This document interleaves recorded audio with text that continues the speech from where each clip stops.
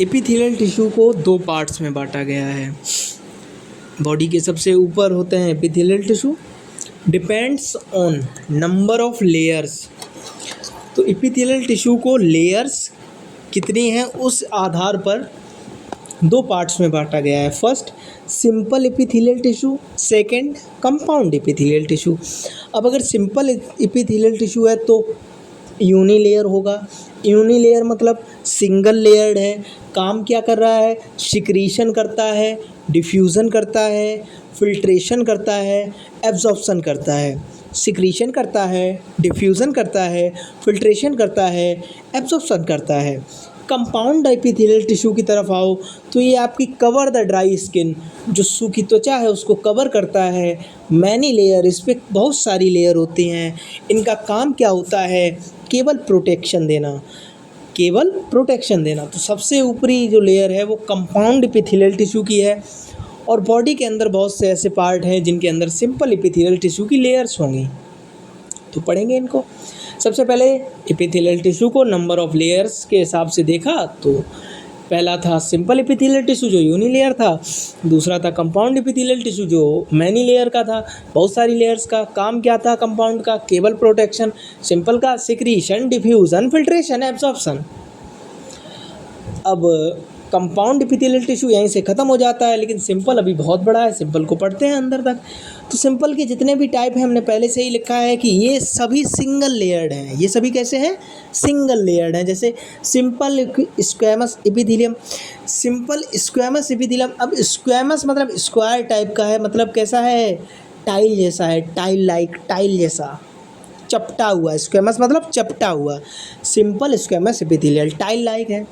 अब पाए जाते हैं लिखा है, तो मतलब कहाँ कहाँ ये पाया जा सकता है?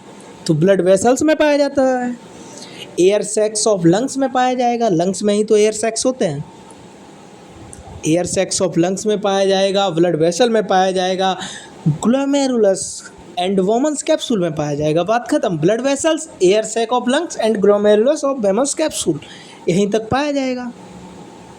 अब इसकी प्रॉपर्टीज़ क्या हैं कि ये कैसा होता है, क्या करता है? तो इरेगुलर बाउंड्रीज होती हैं, फ्लेंटेड सेल होती है थिन लेयर की, मतलब थिन लेयर होती है और फ्लेंटेड सेल्स होती हैं। फ्लेंटेड मतलब फ्लैट। तो टाइल लाइक होता है, चपटा हुआ होता है। स्क्वैमस पतला सा होगा, तो स्क्वैमस ख़त्म।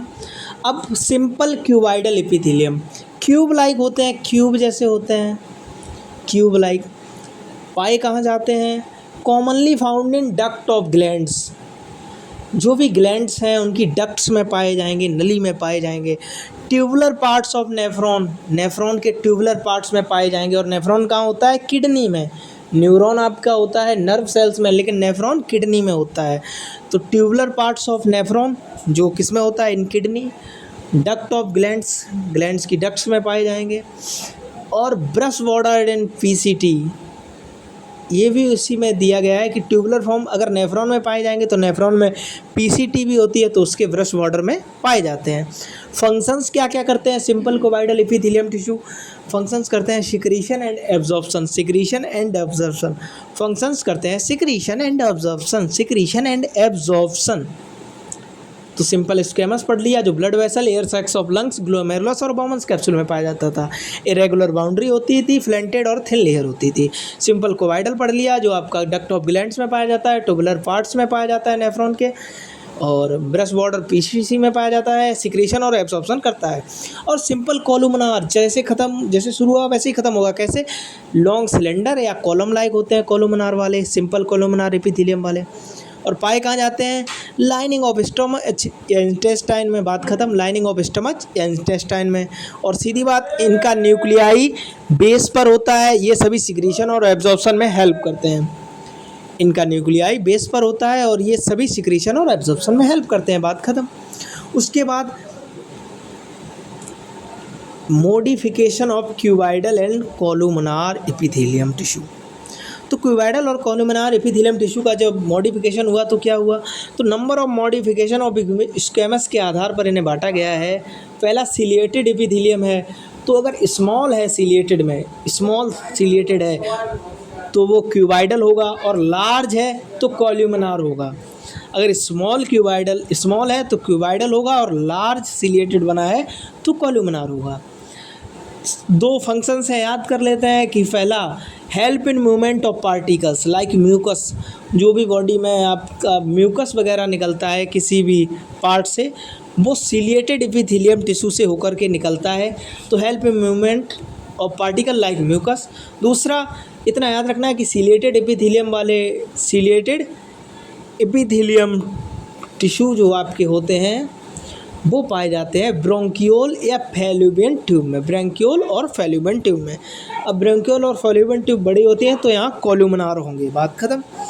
अब ग्राउंडुलर एपिथेलियम, ये भी क्यूबाइडल और कॉलुमिनार एपिथेलियम के मॉडिफाइड वर्जन है।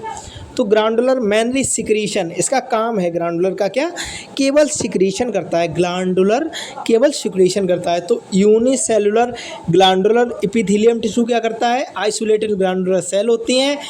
फर्स्ट ग्लोबुलेट सेल में पाया जाएगा, दूसरा एलिमेंट्री कैनाल में पाया जाएगा। फर्स्ट ग्लोबुलेट सेल में पाया जाएगा, दूसरा एलिमेंट्री कैनाल में पाया जाएगा। और ये दोनों क्या हैं, एंडोक्राइन ग्लैंड हैं, क्योंकि ये कुछ भी सिक्रीट नहीं करती, जो कुछ भी सिक्रीट नहीं करती वो एंडोक्राइन।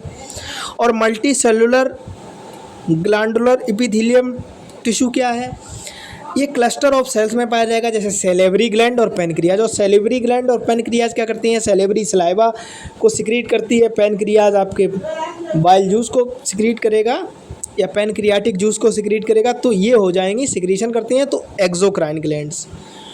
तो अभी तक अगर मोटा मोटा पढ़ें तो एपिथेलियल टिश्यू को सिंपल एपिथेलियल टिश्यू और कंपाउंड एपिथेलियल टिश्यू में बांटा। कंपाउंड प्रोटेक्शन कर रहा था, simple secretion, diffusion, filtration, observation कर रहा था। उसके बाद सिंपल को 3 पार्ट में बांटा, सिंपल स्क्वेमस एपिथेलियम जिसमें blood vessel, air sacs of lung, glomerulus और बेमन्स कैप्सूल पाए जा रहे थे। उसके बाद सिंपल क्यूबाइडल आया जिसमें क्या हो रहा था, डक्ट ऑफ ग्लैंड्स पाई जा रही थी, tubular parts of nephron in kidney पाए जा रहे थे, brush bordered part in PCT पाया जा रहा था। और इसके काम क्या थे, सिक्रीशन और एब्जॉर्प्शन करना। और सिंपल कॉलुमिनार एपिथेलियम पर गए तो वो लॉन्ग या सिलेंडर कॉलम लाइक थी और लाइनिंग इन स्टोमच इंटेस्टाइन में पाए जा रहे थे। इनका न्यूक्लियाई बेस पर होता था और ये भी सिक्रीशन और एब्जॉर्प्शन करते थे। अब क्यूबाइडल और कॉलुमिनार एपिथेलियम टिश्यू थोड़ा विस्तृत हुए, थोड़ा मॉडिफाई हुए, तो मॉडिफाई होकर इन्होंने नंबर ऑफ स्क्वेमस के आधार पर 2 पार्ट बनाए, एक सिलिएटेड एपिथेलियम, दूसरा ग्लैंडुलर। सिलिएटेड में क्या था, स्मॉल क्यूबाइडल, लार्ज कॉलुमिनार बन रहे थे, हेल्प कर रहे थे मूवमेंट में लाइक म्यूकस। और दूसरा ब्रोंकियोल और फैलोपियन ट्यूब में पाए जा रहे थे, कौन से, सिलिएटेड एपिथेलियम।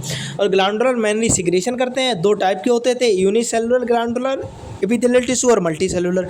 यूनिसेलुलर में ग्लोबुलेट सेल और एलिमेंट्री कैनाल पाई जा रही थी, और मल्टी सेलुलर ग्लैंडुलर टिश्यू में सेलेवरी ग्लैंड और पेनक्रियाज पाया जाता था। तो यूनिसेलुलर ग्लैंडुलर टिश्यू में अगर ग्लोबुलेट सेल और एलिमेंट्री कैनाल पाई जा रही हैं जो एंडोक्राइन है, तो इसे ये भी तो बोल सकते हैं एंडोक्राइन ग्लैंडुलर एपिथेलियम।